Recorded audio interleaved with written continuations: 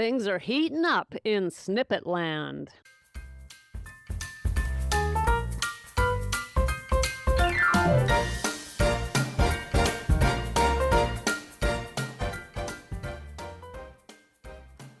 Hello, and welcome to Sober Living Snippets, where we live juicy so we can heal our relationships, feel youthful again, and ditch regret and shame. Oh no, you poor thing. If you're new here and you didn't hear yesterday, you're like, what? What is she talking about? We live alcohol-free. We do. But sober? I don't know.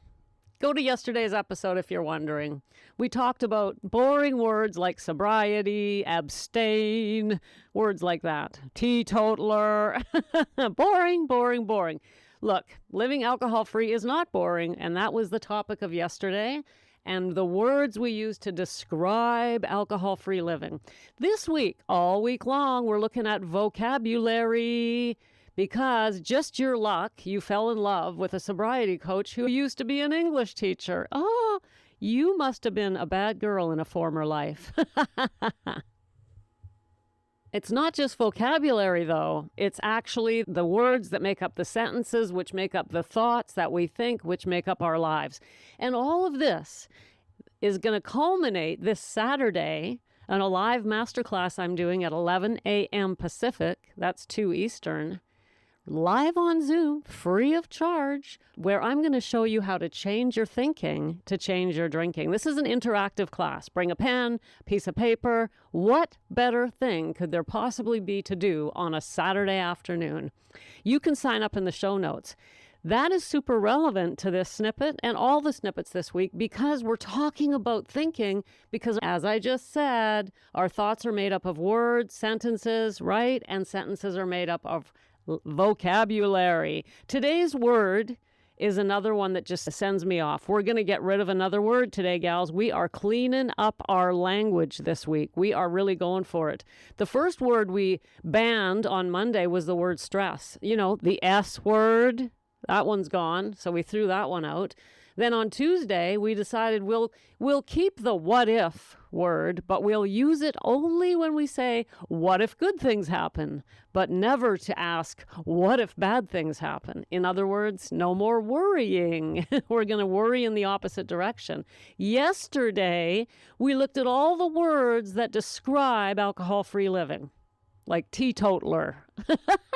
I love that word.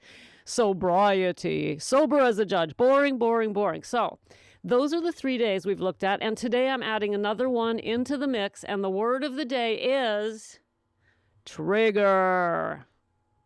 Trigger. When I hear that word, I think of a helpless victim.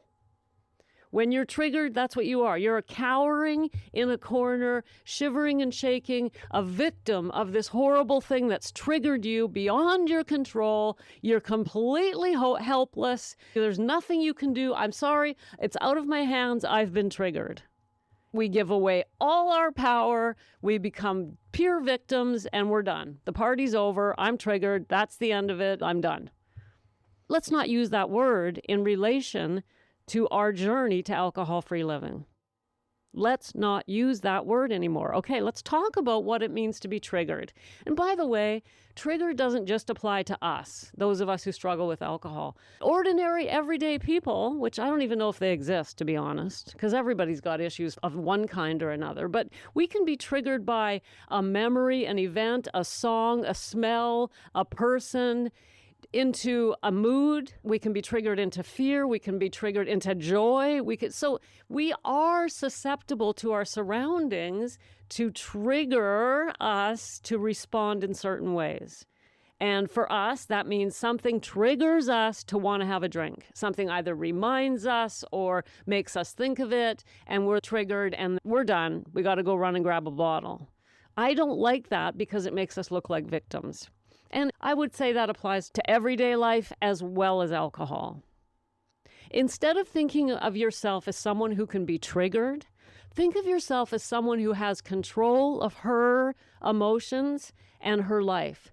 I'll decide how I'm going to feel regardless of external circumstances. There's a sentence to write in your journal. Yeah, for sure. Write that down. I'll decide how I'm going to feel, regardless of external circumstances. Beautiful. So this is you speaking. Here's what you say. You say, I am not someone who wanders through life a victim of circumstances that send me off into either I need to drink or now I'm anxious or now I'm upset because something happened that triggered me. And now I'm in a certain state. Now I'm helpless because something outside of me triggered me. We don't want to live our lives like that.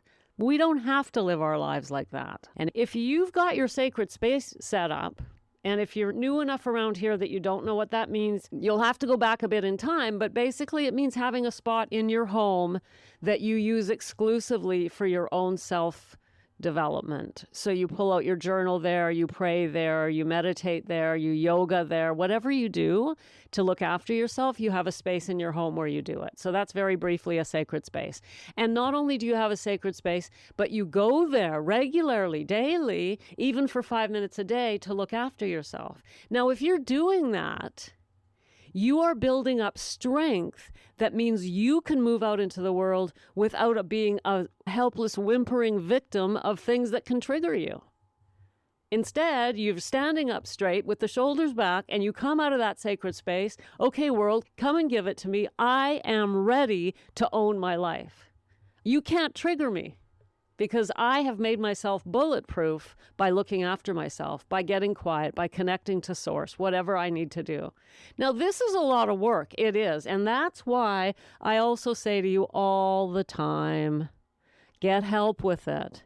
For example, the women that join my program, my 8-week foundational program, and those who stay on longer when they come into the Higher Perspectives program, this is what we learn to do through being supported and learning how to do this day by day and learning how to respond when we are triggered, how to build a life where we can't be triggered. Honestly, this isn't something that you can listen to a 10 or 15-minute snippet and go, oh, cool, let me do that and then I'll be good.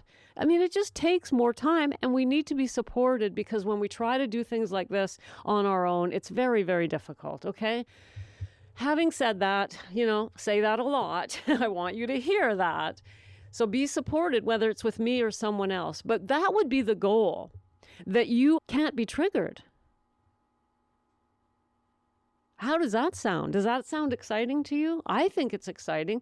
We are so powerful, and somehow we've allowed ourselves to be convinced in some ways that we're not in control of our own lives, that we are susceptible to external circumstances. This is how society raises us up. It's how we were raised. It's the way things work. It's how advertising works. If we weren't triggered, there would be no advertising. I mean, that's all advertising is triggering us to want to buy something or eat something or smoke something or chew something or go somewhere or buy something, right?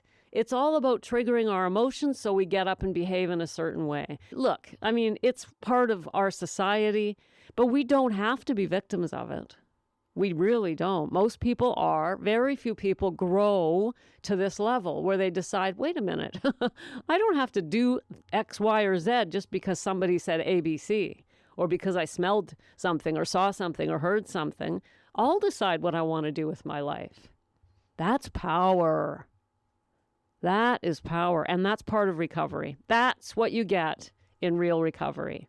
You can't be triggered because you know how to handle it. When something comes along that would trigger you and you have that feeling, you've learned how to take that breath, how to manage it, how to deal with it. I'm not saying you'll never be triggered again. I'm not. I mean, that's the ultimate goal, but to get to that point takes a certain amount of work. Consistency is all it is. It's not like it's hard work, but it takes time over time to build a new habit. That's all it is.